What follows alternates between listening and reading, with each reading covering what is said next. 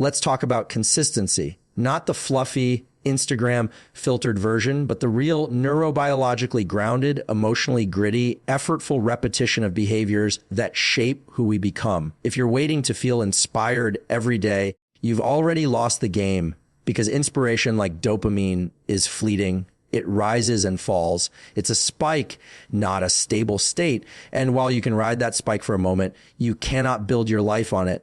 What you need to build your life on is something far more stable, something trainable, something that exists whether or not you feel like showing up. That something is consistency. And in order to cultivate it, you must be willing to override what you feel in favor of what you've committed to.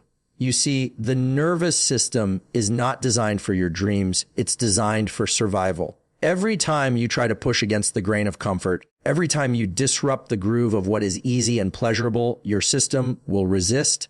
It will offer you excuses, fatigue, procrastination, impulsivity. These are not moral failings. These are biological signals trying to bring you back to baseline. But you are not required to obey them. In fact, if your aim is growth, you must develop the capacity to override them, not once, but daily. You must force yourself to be consistent, especially when you least feel like it. Consistency is not a talent. It's not something you're born with or without. It's not genetic luck. It's a process of neuroplasticity. It's sculpted through action, repeated action that carves new pathways in the brain. Neurons that fire together wire together. So the more you engage in a specific behavior, the easier it becomes to repeat. But here's the catch. The first phase is always the most energetically costly, because in the beginning, you're not operating on automation. You're forcing something that feels unnatural. You're dragging your body and mind into alignment. That phase is painful. It's marked by friction, and it's where most people quit, not because they can't succeed, but because they misinterpret resistance as a signal to stop rather than a signal to push. You have to understand that your brain is a prediction machine. It likes what it knows, even if what it knows is dysfunction, even if what it knows is avoidance. So when you try to be consistent with something new, let's say waking up earlier, going to the gym, studying, working on a creative craft, it doesn't have that pattern encoded yet. There's no efficiency in that neural network. So your system says, this is hard, this is uncomfortable, this must be wrong. But that's a lie. Discomfort is not danger. Friction is not failure. It's just the price of rewiring. And here's what's even more important. Consistency isn't about intensity. It's about frequency. High intensity followed by burnout is just another form of sabotage. It's ego disguised as effort. What actually builds change is daily repetition at manageable doses. If you want to reprogram your habits, don't aim to be heroic. Aim to be unrelenting. 10 minutes of focused effort every day will outperform 1 hour of chaotic, irregular hustle once a week. The nervous system favors predictable patterns. If you give it those patterns regularly enough, it will start to automate the behavior for you. And once a behavior becomes automated, you no longer need willpower to do it. You just do it. But here's the paradox. To reach that point, you must rely on willpower in the beginning. You must force the behavior before it becomes easy. You must install discipline where there is no desire. That's the initiation phase. And during this phase, you're going to experience massive resistance. You will feel the gravitational pull of your old identity, who you used to be, how you used to think. You will encounter friction, not just externally. Your thoughts will try to negotiate. You'll hear voices that say, just this once, skip it. You'll start again tomorrow. That voice is not you. It's your nervous system trying to protect itself from the metabolic cost of change. Override it again and again. And how do you override it? Not with emotion, but with behavior. Motion comes before emotion. Don't wait to feel ready. Readiness is a myth. Readiness is the nervous system asking for certainty, and certainty never comes before action. You want to feel confident, take action. You want to feel motivated, take action. You want to feel strong, take action. Because the brain rewards behavior, not the other way around. Dopamine, the chemical of motivation, is not a reward for thinking, it's a reward for moving. When you step into action, even a small step, you signal to your brain that this is important. That signal leads to reinforcement.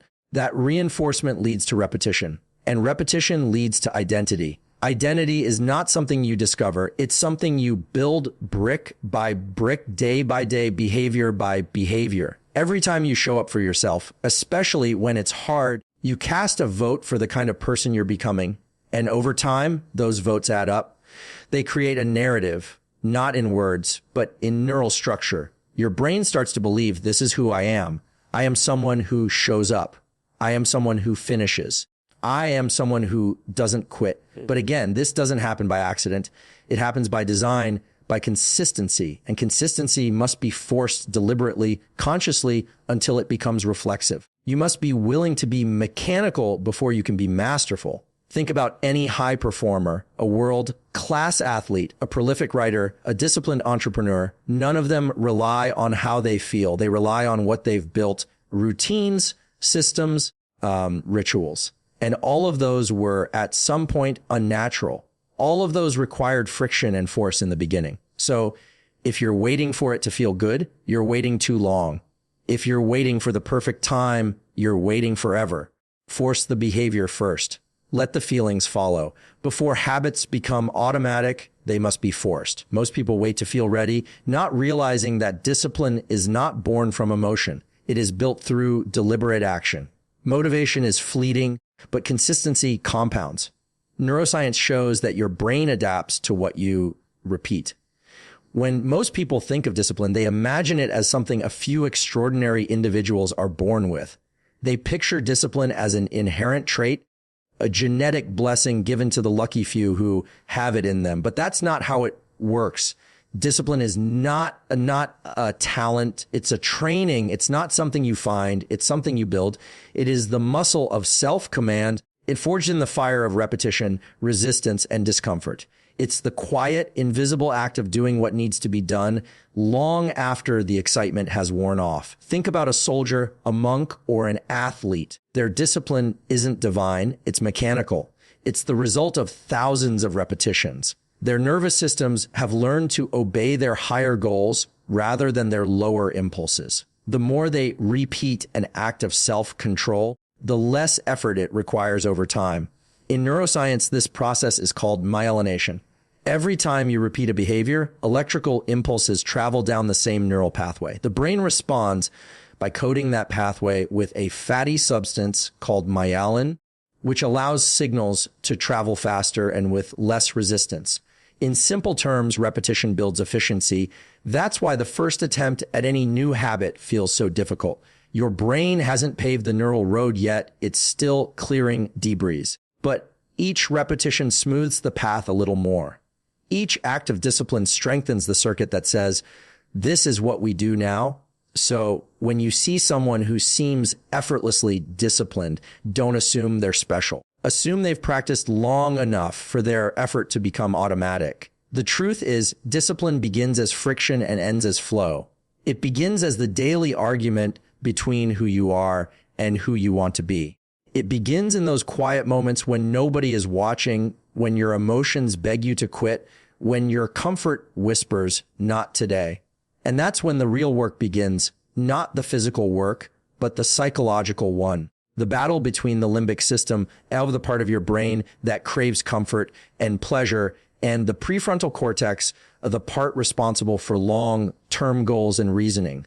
Every time you choose discipline over comfort, your prefrontal cortex wins a small victory. Every time you resist the urge to procrastinate, to scroll, to escape, you strengthen the neural pathways of control. It doesn't happen overnight, but the brain doesn't care about perfection. It cares about patterns. What you do most often becomes what you do most easily. So stop waiting to feel disciplined. You're not supposed to feel like it. You're supposed to act like it until it becomes who you are. That's why discipline feels like sacrifice in the beginning, because you're burning away the old identity that was built on impulse. You're forcing your nervous system to evolve, and evolution is uncomfortable. But discomfort is the currency of transformation. Every rep, every repetition, every refusal to give in, that's you wiring your future self into existence. There's a saying in neuropsychology, neurons that fire together wire together. That means your brain literally changes shape based on your habits. Your thoughts, emotions, and actions leave physical marks in your neural architecture. When you constantly give in to laziness or distraction, those circuits strengthen. When you repeatedly show up despite resistance, those circuits strengthen instead. Whichever pattern you feed becomes dominant. Discipline then is not about perfection. It's about direction. It's about choosing moment after moment to act in alignment with your higher self.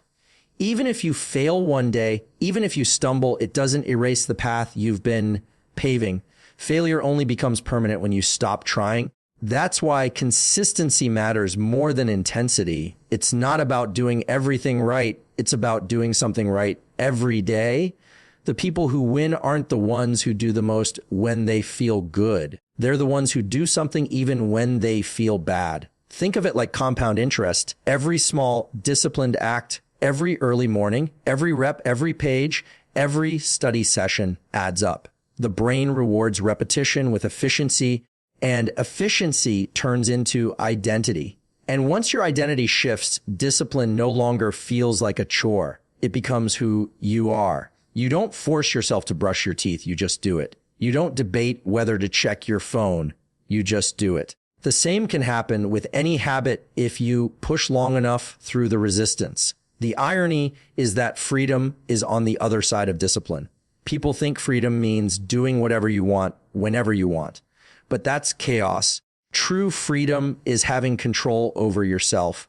It's being able to trust your own word. It's waking up and knowing that when you say you'll do something, you will. That kind of trust only comes from consistency. So remember this: before discipline feels natural, it must be forced. Before the mind obeys, it must be trained. Before the pattern feels automatic, it must be repeated.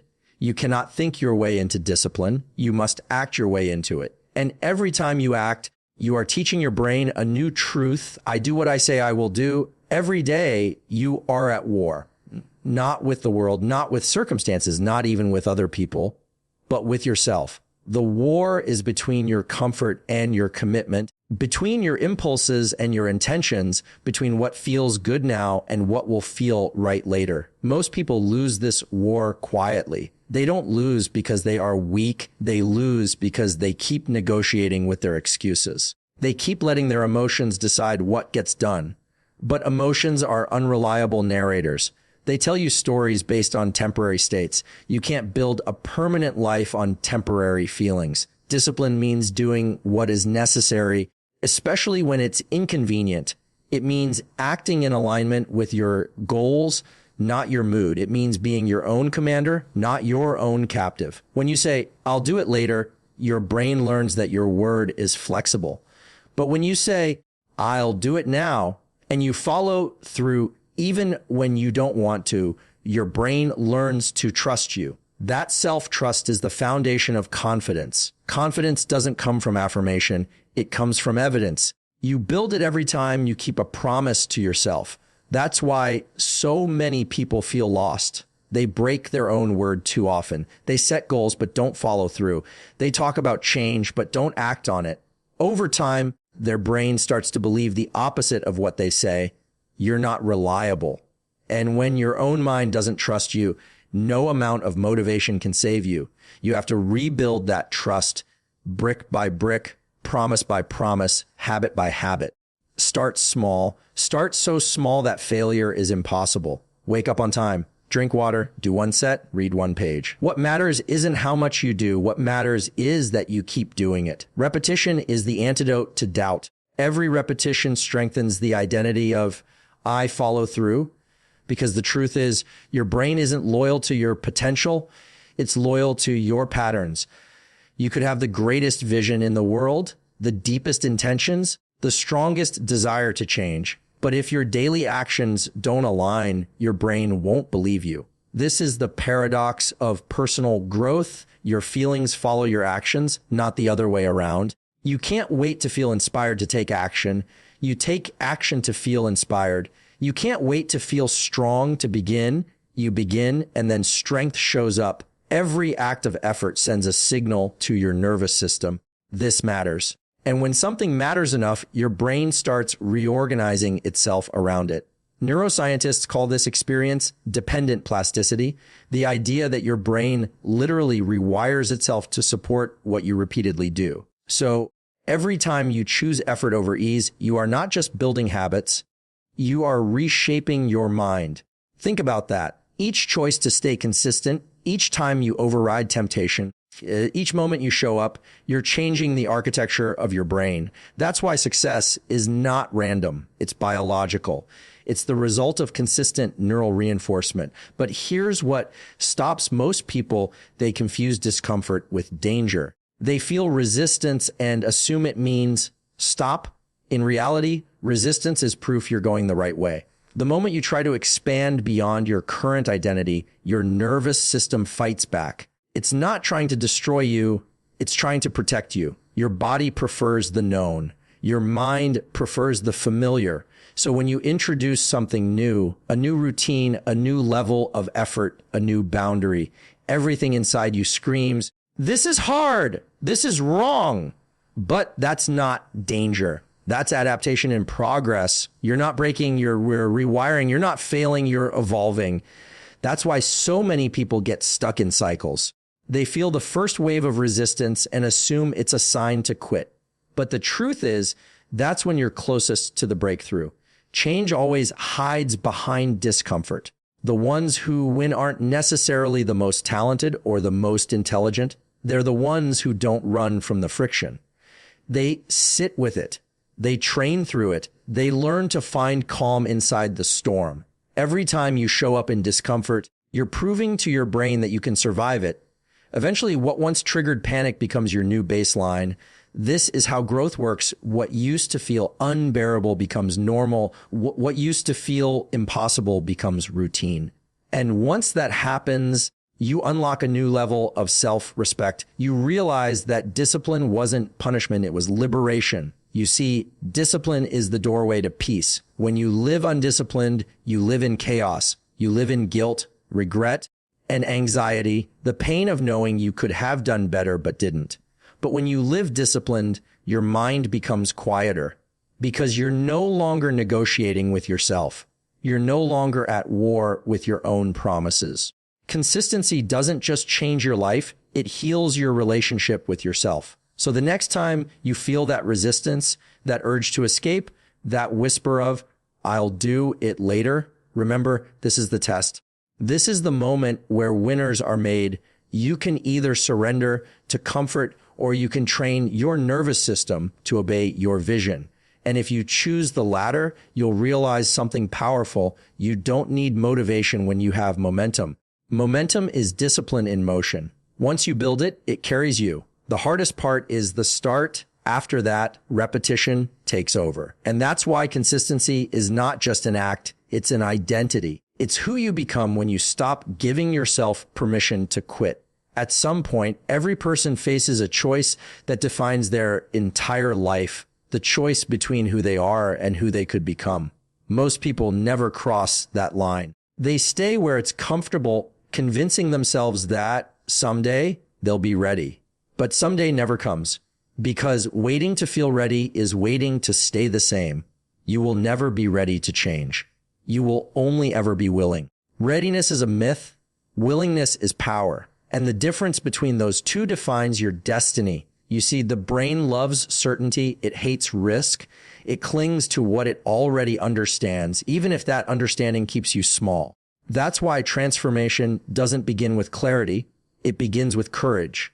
Courage is not the absence of fear. Courage is action in the presence of fear.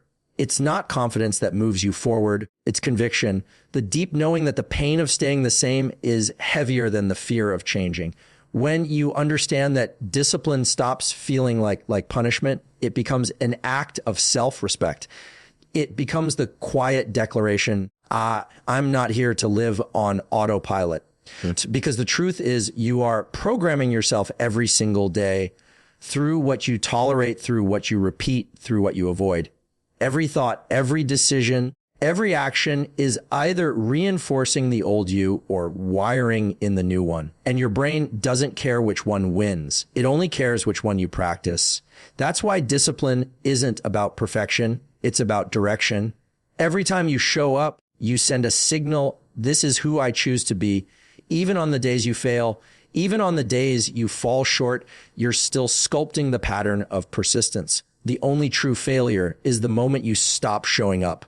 The key is to keep going, especially when progress feels invisible, because consistency doesn't always look like fireworks. Sometimes it's quiet, repetitive, even boring. But beneath that boredom, your brain is reorganizing itself. Your habits are settling in. Your identity is forming. You may not see it day to day, but one morning you'll wake up and realize the thing that once required effort now feels natural. The resistance is gone. The friction is gone. You've become the kind of person who does it without overthinking. That's the magic of transformation. The moment you stop trying to be disciplined is the moment you are disciplined. Discipline is not a thing you do, it's who you are. It's the natural expression of a person who keeps promises to themselves. And when you reach that point, life becomes simpler, not easier, but simpler. You no longer waste energy arguing with yourself. You don't waste hours debating whether to show up. You've made the decision once, and now your behavior simply follows. This is the highest form of freedom. Freedom is not the ability to do whatever you want. Freedom is the strength to do what you must. Freedom is when your habits serve your purpose instead of sabotaging it. Freedom is when your discipline becomes devotion. And devotion is the highest expression of love. Love for your craft, your calling, your future, your potential. Because the truth is, you don't rise to the level of your goals, you fall to the level of your habits. Goals give you direction. Habits give you motion. Discipline gives you identity. It's not the dream that changes your life. It's the system that sustains it. So if you truly want to evolve, stop chasing motivation. Stop waiting for the right time. Stop expecting to feel ready. Instead, build a routine that makes readiness irrelevant. Wake up and move. Train even when it's cold. Study even when it's dull. Write even when it's messy. Speak even when your voice shakes. Because greatness isn't born in moments of inspiration, it's forged in moments of resistance. Every rep, every act of showing up, every small decision to persist when it would be easier to quit, that's how you build the life you say you want. And the best part, the discipline you build in one area multiplies across all others. The strength you gain in one habit becomes the backbone for every new challenge. Consistency is the great amplifier. It doesn't just change what you do, it changes who you believe you are.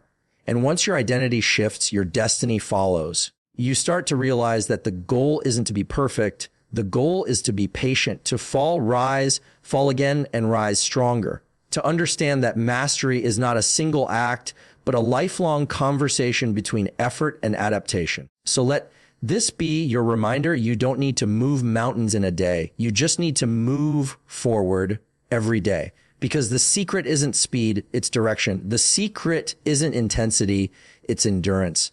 The secret isn't motivation, it's momentum. The people who change their lives are not the ones who sprint the hardest. They're the ones who refuse to stop walking. And when you finally learn to walk consistently, the world opens up. So keep going, keep showing up, keep teaching your brain that you mean what you say. Because one day, the same effort that once felt forced will become effortless. The same act of discipline will become a rhythm. The same resistance will become peace. And that's when you'll realize you didn't just build new habits, you built a new self. If Einel Messagey, discipline is not the absence of weakness, it's the mastery of it. Consistency is not about perfection, it's about persistence. And success is not about luck, it's about loyalty to your purpose. When you force yourself to rise, even when it hurts, even when no one claps, even when your old self screams to stop, that's when you win. Because the ultimate victory is not over the world. It's over the voice inside that once said you couldn't,